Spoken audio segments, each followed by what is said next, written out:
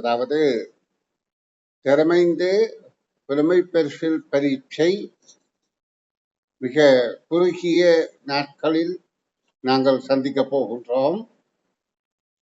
நீங்க சிறுவர்கள், உங்களிடம் அந்த பரீட்சை பயம் என்பது இருப்பதற்கு நியாயமில்லை. அது பெரியவர்களுக்குத்தான் பரீட்சையை நினைத்து ஒரு பயம் வரும். ஆனால் நீங்கள் இதை ஒரு விளையாட்டாகவே கருதி கொண்டு இந்த பரீட்சையை செய்து உங்களுடைய திறமையை வழிகாட்டுவீர்கள்.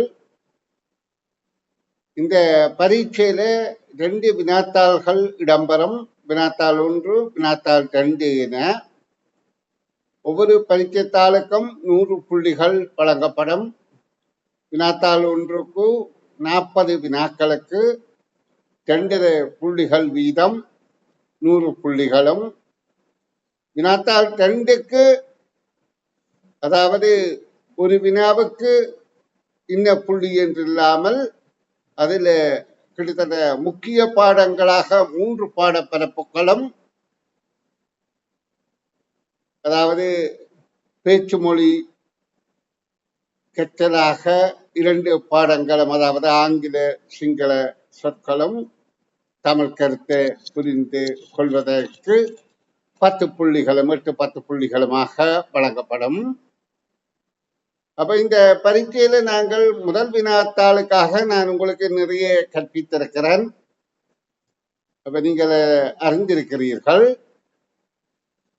அப்ப நீங்கள் அனைவரும் வீடியோ போடணும் என நான் எதிர்பார்க்கிறேன். ஆனால் பல பேர் அப்படி போடுவதில்லை. அது அவர்களுடைய விருப்பம். ஏன் நான் வீடியோ போட சொல்லி கேட்கிறது என்றால், பிள்ளைகளை பார்க்கிற போதுதான் எனக்கும் தெரியும் பிள்ளைகளுடைய ஆர்வம்.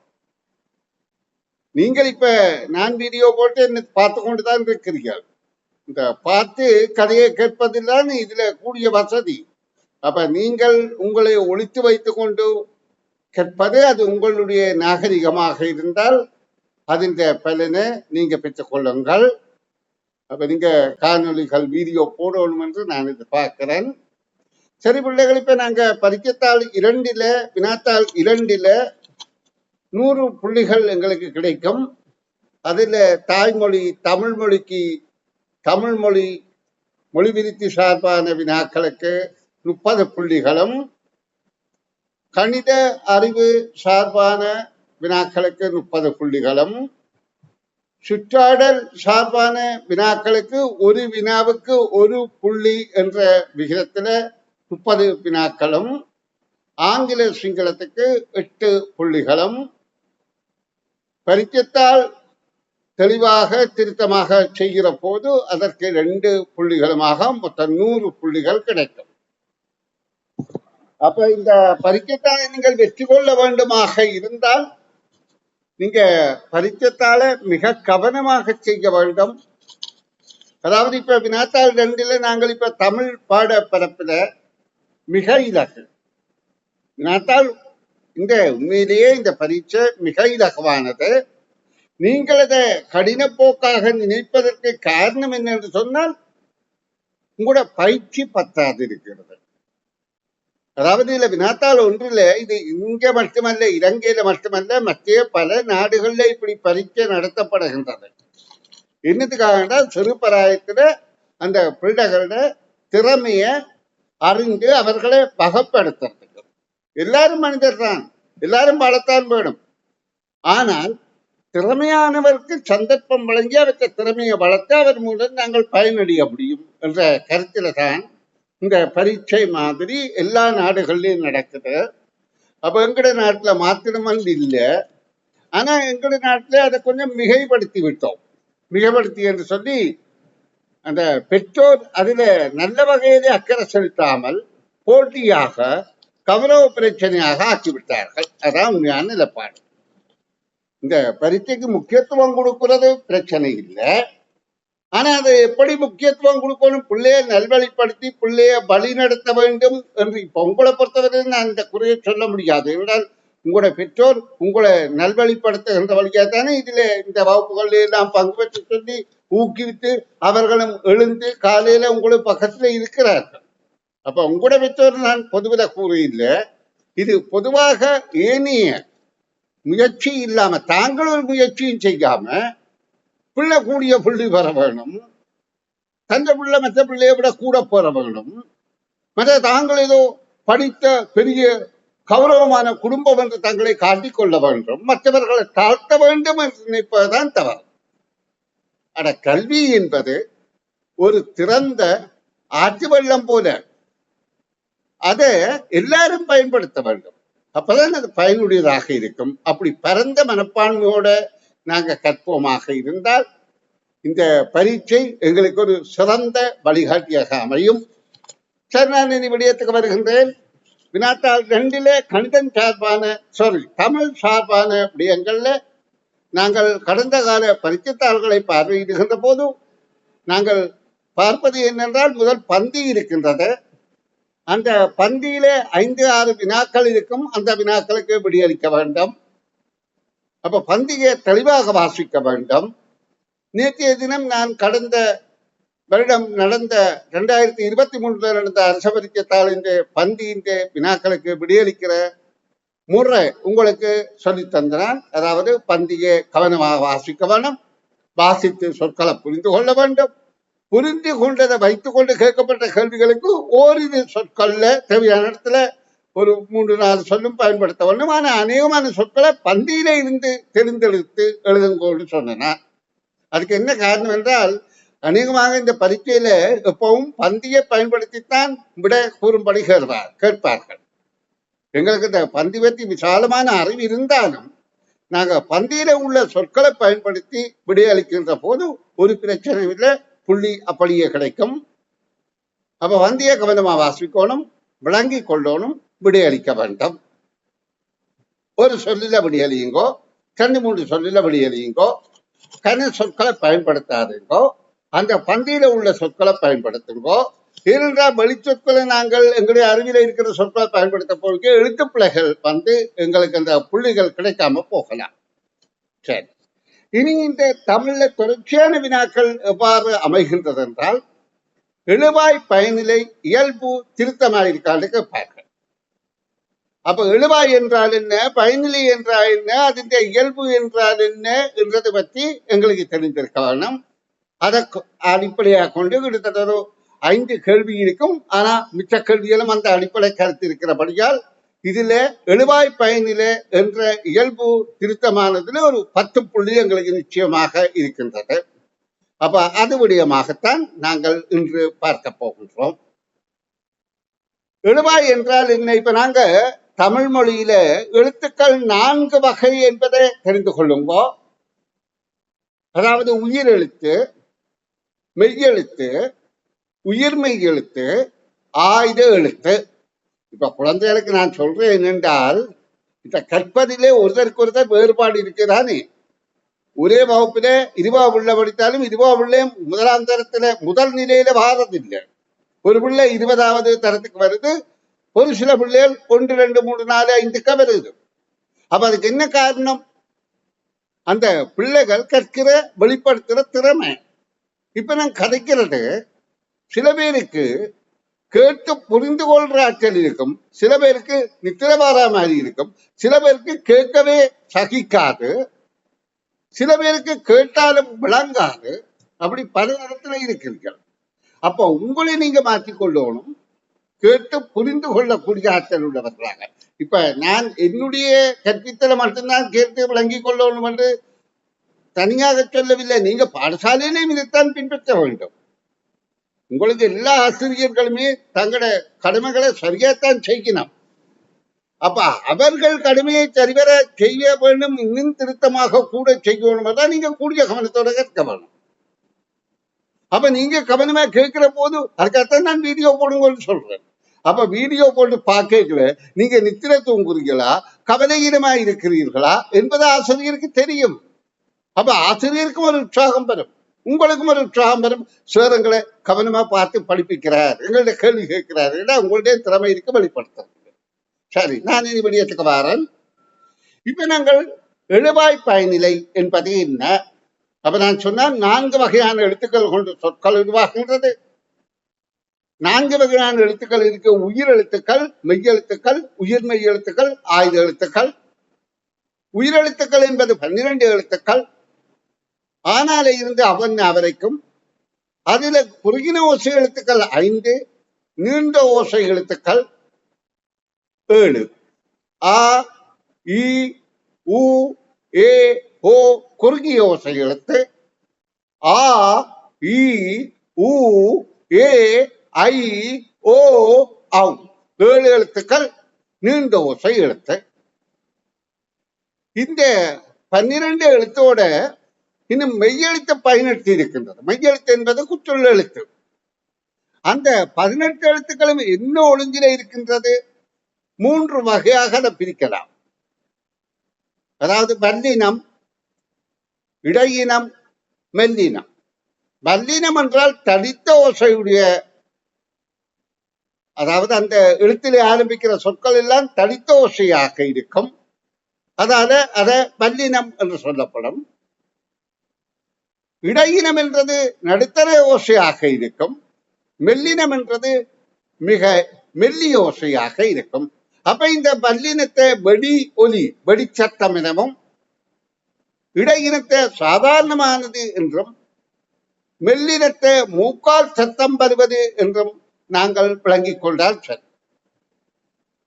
இந்த 4 வகையான எழுத்துக்களை இன்னொன்று ஆயுத எழுத்து, அது ஒரே ஒரு எழுத்துத்தான். இந்த உயிரெழுத்தும் மெய்யெழுத்தும் சேர்ந்துதான் உயிர்மெய் எழுத்துக்கள் வருகின்றன. அப்ப இந்த மெய்யெழுத்து அந்த நெடுங்கடக்கு ஒழுங்கிலே எந்த ஒழுங்கிலே இருக்கு என்பதை நாங்கள் தெரிந்து வைத்திருந்தால் தான் எங்களுக்கு இலகுவாக சொற்களை ஆக்குவதற்கும் புரிந்து கொள்வதற்கும் இலகுவாக இருக்கும். இப்ப வல்லினம் என்பது குற்றி எடுத்தால் க, ச, ட, த, ப, ர. அதாவது கசட தப்பற குற்றெடுத்தால். இடையினம் என்பது குற்றை எடுத்தால் ய, ல, வ, ல, ல. மெல்லினம் என்பது குற்றை எடுத்தால் ஜன, ந, ந, ம, ந. இந்த 18 எழுத்துக்களும் எவ்வாறு, அதாவது மெய்யெழுத்து தொடர்ல மேலே இருந்து கீழே வருது என்றால், முதல் 5 எழுத்துக்களும், அதாவது வல்லினமும் இடையினம். இப்ப பிள்ளைகள் நான் கூட பார்த்து கொண்டுதான் இருக்கிறேன். எனக்கு தெரியுது இதுல எத்தனை பிள்ளை ஆர்வமா படிக்குது, எத்தனை பிள்ளை அம்மா அப்பாவுக்காக உட்கார்ந்து இருக்குது. அம்மா அப்பாவுக்காக உட்கார்ந்து இருக்கிற பிள்ளை முகம் காட்டி தரும். அது சும்மா கேட்கிற மாதிரி ஆக்ட் பண்ணி கொண்டு இருக்கும். சில பல நித்திரையும் தூங்கும். அப்ப ஆர்வமா படிக்கிற பிள்ளை நான் அறிந்து கொள்ளணும், நான் வெற்றி அடையணும் என்ற ஆர்வத்தோட இருக்கும். அதுதான் உங்களுள்ள உள்ள குறைபாடு, மாறுபாடு, வித்தியாசம். அப்ப நீங்க அதை மாற்றிக்கொள்ள வேண்டும். சரி பிள்ளைகள், நான் இப்ப சொல்றேன். இந்த மெய்யெழுத்துக்கள்ல வல்லினம், மெல்லினம், இடையினம் என்ற 3 வகை சொன்னா, அது இருக்கிற ஒழுங்கு, அதாவது நெடுங்கடக்கு ஒழுங்குல இந்த வல்லினத்தில முதல் 5 எழுத்து க, ச, ட, த, ப, இந்த 5 எழுத்தும் ஒற்றை எண்ணாக வருகின்றது. தொடர்ச்சியான 18 எண்கள்ல 1, 3, 5, 7, 1, 3, 5, 7, 9, 9வது எண்ணாக ஒற்றை எண்ணாக வரும் அந்த எழுத்துக்கள்.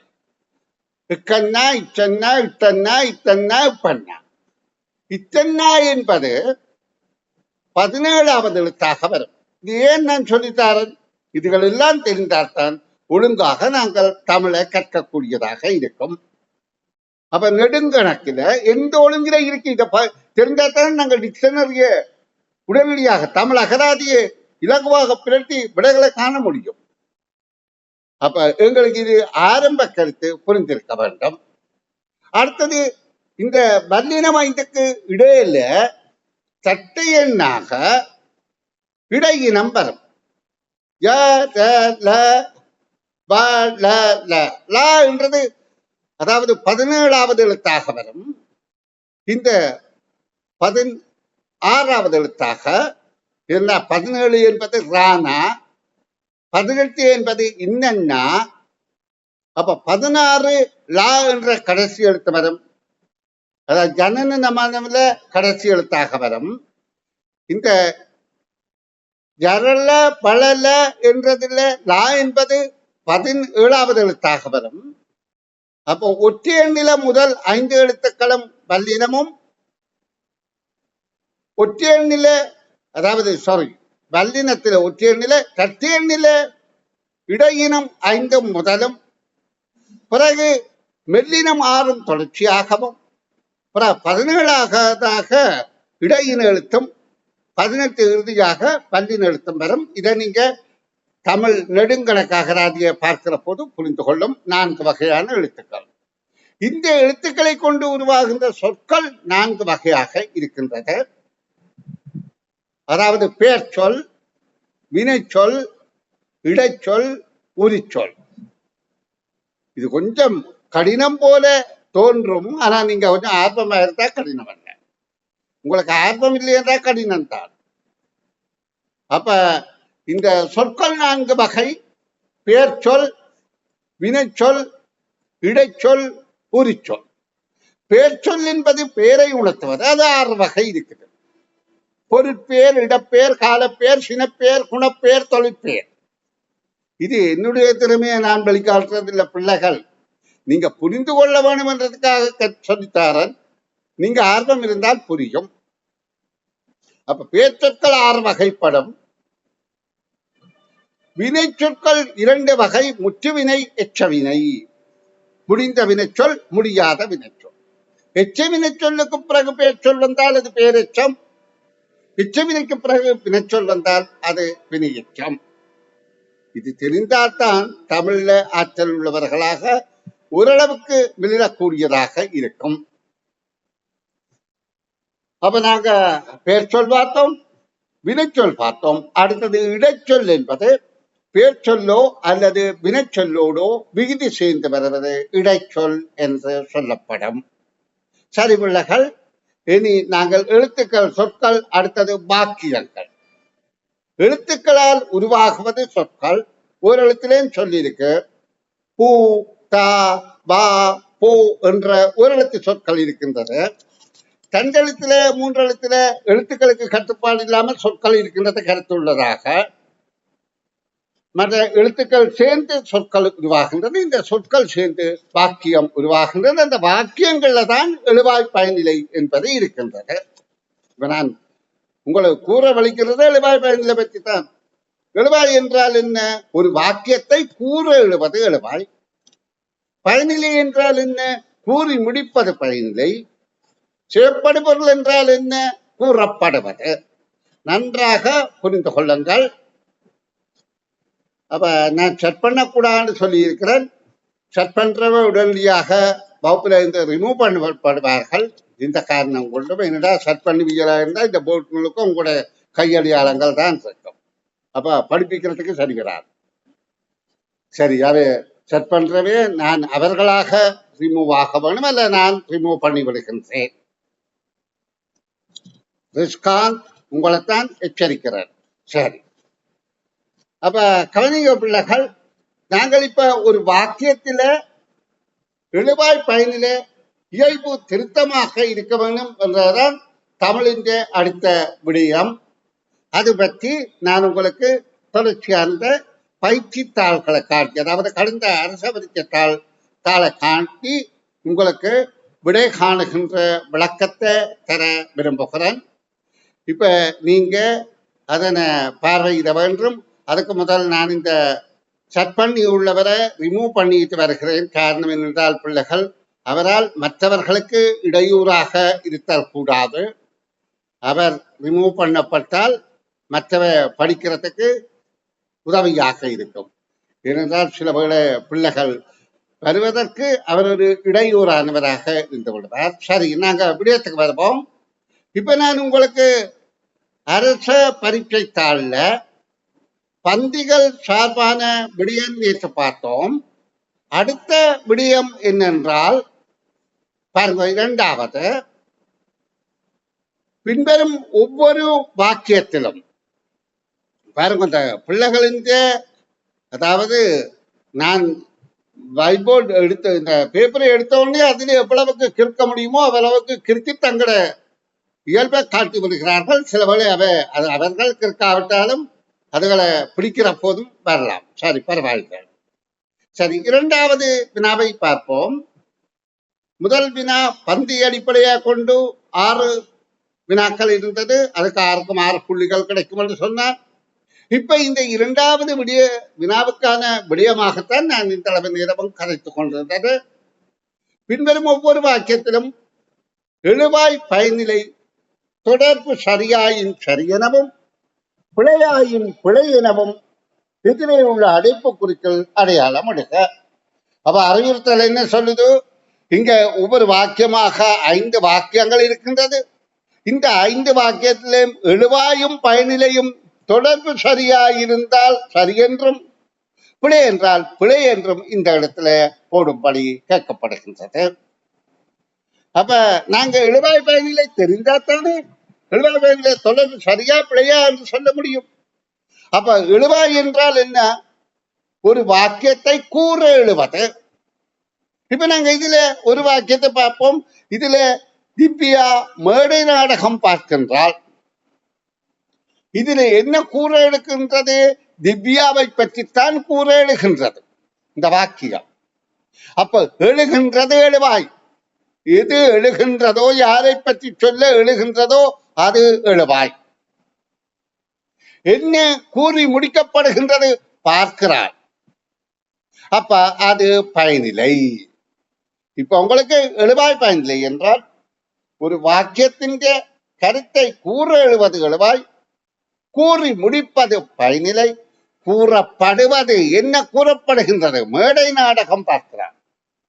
அப்ப கூறப்படுவது செயற்படு பொருள். அன்பு குழந்தைகளை நன்றாக புரிந்து கொள்ளுங்கோ. நாங்கள் இப்ப எழுவாய் பயனிலை இயல்பு திருத்தமான வாக்கியம்தான் இங்க தெரிவு செய்ய சொல்லி கேட்டிருக்கிறார்கள். அப்ப எழுவாய் பயனிலை எவ்வாறு இனங்காண்பது? இப்ப பயனிலை என்றால் எங்களுக்கு தெரியணும் விதை சொல் என்பது செயல். எங்களை பொறுத்தவரையில ஆனா மேல் வகுப்புகள்ல பயனிலை இல்லாமல் வாக்கியங்கள் இருக்குது. ஆனா எங்களை பொறுத்தவரையில பயனிலை இல்லாமல் வாக்கியம் இல்லை. இங்க பாருங்க, இதுல வாக்கியங்கள்ல எல்லாம் அதாவது 5 வாக்கியம் தந்திருக்கு. ஒவ்வொன்றிலையும் பயனிலை இருக்கின்றது. செய்கின்றனர், பார்க்கிறாள், பறக்கின்றன, விழுந்தது, பாடினர். அப்ப பயனிலை என்பது எங்களுக்கு இந்த வாக்கியங்கள் அடிப்படை வாக்கியத்தில் வழங்குது, இறுதியாக வருகின்றது. இது நான் ஆரம்ப கருத்தாகத்தான் கற்பிக்கிறேன். அப்ப பயனிலை என்பது ஒரு வாக்கியத்தின் செயலை கூறுவது. இதுல செய்கின்றனர் என்பது செயல், பார்க்கிறாள் என்பது செயல், பறக்கின்றன என்பது செயல், வீழ்ந்தது என்பது செயல், பாடினர் என்பது செயல். அப்ப இப்ப எங்களுக்கு பயனிலை என்பதன் கருத்து விளங்கிவிட்டது. பயனிலை என்பது வினைச்சொல். அது செயலை குறிக்கின்றது, அது காலத்தை காட்டுகின்றது. அப்ப இந்த பயனிலை ஒரு வாக்கியத்தில பயனிலை என்பது அது இந்த செயலை குறிக்கின்றது, கூறி முடிக்கப்படுவது. அப்ப அந்த பயனிலையில நாங்கள் யார், எது, எவை என்று கேள்வி கேட்டால், யார் என்று அதாவது எது எவை, யார் எது எவை என்ற கேள்வி இதற்காக யார் என்பது உயர்திணை சொற்களுக்கும், எது எவை என்பது அகர்ணை சொற்களுக்கும் அதாவது வினா வாக்கியங்களுக்கும் நாங்கள் எழுவாயை கண்டுபிடிக்கிறதுக்கு இந்த 3 கேள்விகளை கேட்டுக்கொள்ளலாம். யார், எது, எவை. அப்ப எழுவாய் என்பது வாக்கியத்தை கூற எழுவது. ஆனா இங்க பயனில் அல்ல எழுவாய், உழவர்கள் தான் எழுவாய். இதுல திவ்யா எழுவாய், இதுல கிளி எழுவாய். வீழ்ந்து அதாவது பலத்த மழையினால் பாலம் விழுந்தது, பாலம் எழுவாய். கீதா எழுவாய். அப்ப எழுவாய் என்பது முன்னுக்குத்தான் இருக்கும் என்று நாங்கள் எதிர்பார்க்க கூடாது. ஆனா பயனிலை என்பது நாங்கள் இறுதியில் என்று இப்போதைக்கு அறிகிறோம், இப்போதைக்கு அப்படி கருதுவோம். ஏனென்றால் பயனிலை இல்லாமல் வாக்கியம் இல்லை என்றுதான் நாங்கள் இப்ப படிக்கிறோம். ஆனா எதிர்காலத்துல போக போக உயர் படிப்பு படிக்கல பயனிலை இல்லாமல் தொக்கு பயனில வாக்கியங்கள் எல்லாம் இருக்கின்றது. அப்ப நீங்க அதை கற்றுக்கொள்வீர்கள். இப்ப இந்த எழுவாய் பயனிலை இயல்பு என்றதுல நாங்க கவனிக்க வேண்டியது, பயனிலை என்பது இறுதியில வருகின்ற சொல். இங்க பயனிலை என்பது செய்கின்றனர், பார்க்கிறாள், பறக்கின்றன, வீழ்ந்தது, பாடினர். இந்த பயனிலை சொல்லோட நான் இப்ப உங்களுக்கு சொன்ன உயர்திணையாக இருந்தால் யார் என கேள்வி கேட்க வேண்டும். உயர்தின வாக்கியம். வயலில் இறங்கிய உழவர்கள், அப்ப உழவர்கள் என்பது அதாவது உயர்திணை. அப்ப இதுக்கு யார் செய்கின்றனர் என்ற கேள்வியை கேட்டால் எங்களுக்கு எழுவாய் வந்து கிடைக்கின்றது, உழவர்கள். அதுதான் எழுவாய். அப்ப யார் செய்கின்றனர்? பார்க்கிறாள். யார் பார்க்கிறாள்? திவ்யா. பறக்கின்றன, எவை பறக்கின்றன? கிளி. அப்ப இங்க ஒரு தவறு இருக்காதான் பிள்ளைன்னு நாங்க சொல்ல போறோம். ஏன் பறக்கின்றன என்றா பன்மை, அப்ப கிளிகள் என்று வந்திருக்கோம். அப்ப இது பிள்ளையன குறிக்கப்பட வேண்டிய விட. வீழ்ந்தது, எது வீழ்ந்தது? பாலம். பாடினர், பாடினர் என்றா பன்மை, இங்க கீதா ஒருமை, அப்ப அதுவும் தவறான விடை. மற்ற மூன்றும் சரியான எழுவாய் பயனிலை தொடர்பாக இருக்கின்றது. இப்ப நாங்க பயனிலை சொல்ல புரிந்து கொண்டோம்.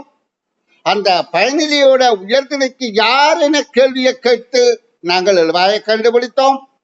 இங்க பார்க்கின்றன என்றது அதாவது கிளி என்பது அகரண, அப்ப பார்க்கின்றன என்பது அகரணை சொல். அப்ப இதுக்கு எது அல்லது எவை என்ற வினாவை கேட்கணும். இது பன்மை சொல்லாக இருக்கின்றபடியால் எவை என்று கேட்கணும். ஆனா எழுவாய் ஒருமையாக இருக்கின்றது, எழுவாய் பன்மையாக இருக்கணும். அப்பதான் இது தவறு என கண்டுகொண்டோம். அன்பு குழந்தைகளே, இந்த தமிழ்ல இந்த விடயம் மிக இலகுவானது. கொஞ்சம் கர்சனையோடு இருந்தா சரி. இப்ப இதுல என்ன சொல்லப்படுகிறது? எழுவாய் பயனிலை தொடர்பு சரியாயின் சரி, பிழையாயின் பிழை. அப்ப நாங்க எழுவாய் பயனிலையில பயனிலையோட யார் எது எவை என்ற சொற்களை கேட்டு எழுவாயை கண்டுபிடிக்க கற்றோம். செய்கின்றனர், யார் செய்கின்றனர்? உழவர்கள். அப்ப இந்த ரெண்டு சொற்களுக்கு இடையிலேயும் எழுவாய் பயனிலே இயல்பு என்ன? இயல்பு என்பது என்ன? அதுதான் திணை, பால், எண், இடம். இந்த உழவர்கள் என்பது என்ன? திணை. அதாவது நாங்க தெரிந்து கொள்ள வேண்டிய விடயம், இந்த உழவர்கள் என்பது என்ன? திணை. திணை என்ன? பால். என்ன? எண். என்ன? இடம். இந்த 4 விடயமும் ஒத்ததாக இந்த செய்கின்றனர் என்பது இருந்தால் அந்த வாக்கியம் சரி. இப்ப நாங்க இதற்கு பார்ப்போம். உழவர்கள் என்பது உயர்திணை. அதெல்லாம் நான் விளக்கமா நாளைய வகுப்புல சொல்லித்தருவேன், சும்மா மேலோட்டமாக இப்ப சொல்றேன். அப்ப திணை உழவர்கள் உயர்திணை, செய்கின்றனரும் உயர்த்தினதார். உழவர்கள் பலர்பால், பலரை பற்றி குறிக்கிறபடியால் பலர்பால், செய்கின்றனரும் பலர்பால். அப்ப அதுக்கும் சரி. உழவர்கள் என்பது பன்மை சொல், செய்கின்றனர் என்பதும் பன்மை சொல். அப்ப அதுக்கும் சரி. உழவர்கள் என்பது நான் நீங்கள் அல்ல, படற்கை. அப்ப செய்கின்றனரும் படற்கை. அப்ப இந்த எழுவாய் பயனிலை சொல்லிலக்கணத்தின்படி சரியாக இருக்கின்றது. இப்ப நாங்க எழுவாய் என்பது வாக்கியத்தை கூற எழுகின்ற பகுதி. அதாவது இதுல உழவர்கள் எழுவாய், இதுல திவ்யா எழுவாய், இதுல கிளி எழுவாய், இதுல பாலம் எழுவாய், இதுல கீதா எழுவாய். இந்த எழுவாய்களோட பயனிலை பொருத்தமாக இருந்தால் வாக்கியம் பொருத்தமானது. அதாவது சரி என்றும் பிழை என்றால் பிழை எனவும் குறித்துக் கொள்கின்றோம். இப்ப நாங்க எழுவாய் பயனிலையை மாத்திரம்தான் இங்க பார்க்கிறோம். அதற்காகத்தான் சொல்லிலக்கணத்தின் ஆரம்ப கருத்தை சொல்லித்தாரன். நாளைய வகுப்புல இன்னும் சொல்லிலக்கணம் பற்றி விரிவாக சொல்லித்தந்து இந்த வகுப்பால நாங்கள் அடையக்கூடிய அதிகபட்ச நன்மையை அடைவோம். இப்ப இதுல நான் உங்களுக்கு திரும்ப திரும்ப சொன்னது எழுவாய் பயனில. அப்ப இதுல முக்கியமானது பயனிலை தான். ஏனென்றால் எழுவாய் இல்லாமல் கூடி வாக்கியம் இருக்கலாம், அது தோன்றா எழுவாய் வாக்கியம், அதாவது எழுவாய் தோன்றாமல் வாக்கியம் வரும். அப்ப பயனிலை இல்லாமல் வாக்கியம் இல்லை என்றுதான் நாங்கள் கற்கின்றோம். அப்ப பயனிலை என்பது வினைச்சொல். செய்கின்றனர், பார்க்கிறாள், பறக்கின்றன, வீழ்ந்தது, பாடினர். அப்ப இதுல நாங்கள் எழுவாயை கண்டுபிடிக்கின்றது. செய்கின்றனர், யார் செய்கின்றனர்? உழவர்கள். அப்ப இந்த எழுவாய் பயனிலைக்கு திணையை பார்த்தோம், பாலை பார்த்தோம், எண்ணெய் பார்த்தோம், இடத்தை பார்த்தோம், பொருத்தமாக இருந்தது. அப்ப இது சரியானதாக இருக்கின்றது. திணை என்பது ரெண்டு எடுத்துன. பால் என்பது பலர்பால், பெண் என்றது பன்மை இரண்டும், இடம் என்பது படற்கை. ஆகவே அது சரியான வாக்கியம் எழுவாய் பயனில இயல்பு திருத்தமாக இருக்கின்றது. அப்ப சரி என்று போட்டோம். அடுத்தது பார்ப்போம்.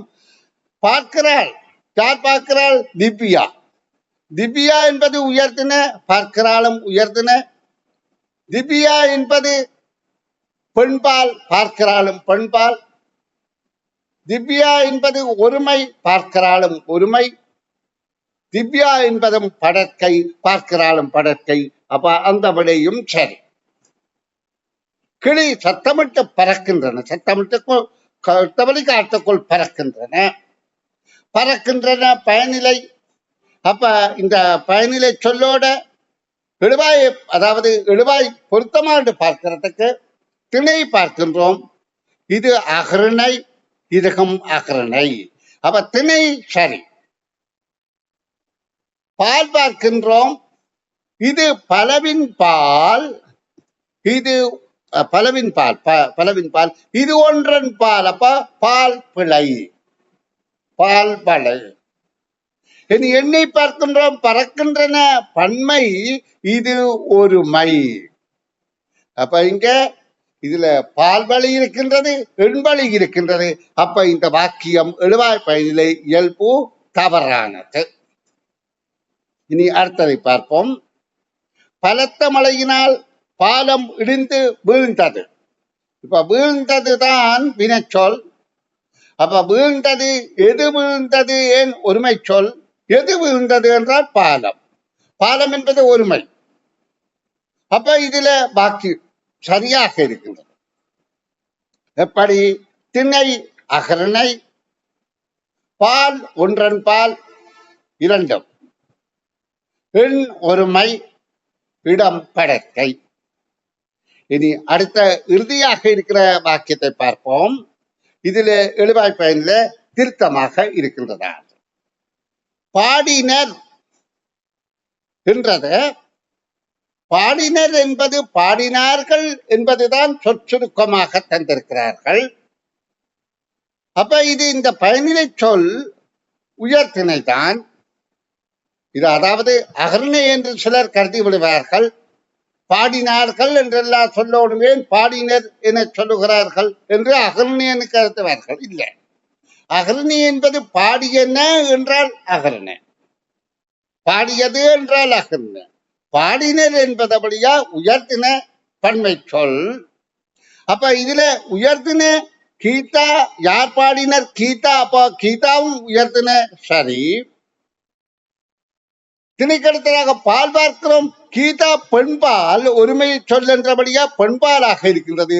இது பாடினர் என்பது பலர் பால். அப்ப பால் வலு. பெண் வந்து கீதா ஒருமை, பாடினர் பன்மை. அப்ப எண்ணும் வலு, இடவழி இல்ல, இடந்தெங்கும் படற்கைதான். அப்ப இந்த வாக்கியமும் தவறானது என்பதை எழுவாய் பயனிலே இயல்பு திருத்தத்திலே கண்டுகொள்வோம்.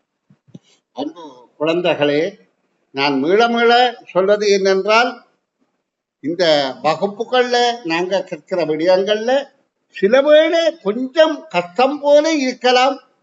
ஆனா நீங்கள் மனம் வைத்தால், நீங்க கற்கையில பூர்ண ஆர்வம் இருந்தால், நீங்க 5ஆம் ஆண்டு புலமை பரிசில ஒவ்வொரு புள்ளிகளும் உங்களுக்கு பொறுமத்தாங்க.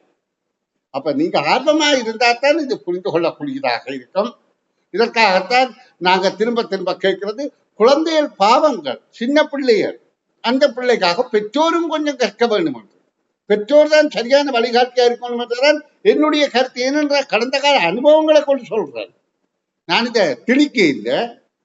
கடந்த காலங்களில் எந்த பிள்ளைகள் பரீட்சையில் வெற்றி அடைந்தார்கள், யார் தோல்வி அடைந்தார்கள் என்று பார்க்கிற போது தோல்வியடைந்தவர்கள் அநேகமாக பெற்றோர் கவனிக்காதவர்கள். இங்க பாருங்க, லீசா என்கிற பிள்ளை நித்திர விழுறான், கண்ணெல்லாம் மூடி இருக்குது. அப்ப இந்த காரணம், பக்கத்துல படுத்த ஒருத்தரும் இல்லை, அம்மா அப்பா இல்லை. அந்த பிள்ளை ஒரு படிக்கக்கூடிய பிள்ளை எனக்கு தெரியும். ஆனால் இப்ப அவ இப்படியே பார்த்து இப்படியே வளகி நித்திர வளகிட்டால் அந்த தான். அப்ப காரணம் என்ன? பெற்றோர் கவனிக்க வேண்டும். அந்த பிள்ளை, இந்த பெற்றோர் ஒரு கல்வி புலம் உள்ளவர்கள் எனக்கு தெரியும். ஆனாலும் சிறுதவறு விடுகிறார்கள், பிள்ளை படிப்பாள் என்று தீர்த்தினான். அப்ப பெற்றோர் கவனிக்க வேணும் என்பதை நான் திரும்ப திரும்ப ஆணித்தரமா சொல்றேன். பெற்றோர் தான் சிறந்த வழிகாட்டி. இன்னும் குறுகிய நாட்கள் இருந்தா கூடி பெற்றோர் சரியா வழி நடத்துற பிள்ளை சிறந்த பொறுப்பு எடுக்க முடியும். இது அனுபவ கருத்து. உங்களுக்கு ஆக்கின கொடுப்பதற்காகவோ, உங்களை இம்சப்படுத்துவதற்காகவோ, உங்களை கண்டிப்பதற்காகவோ இதை நான் சொல்லவில்லை. பெற்றோர் கர்ஷனியா இருந்தா, என்னடா சில விடயங்கள் கொஞ்சம் கேட்கறது கஷ்டமா தான் இருக்கும்.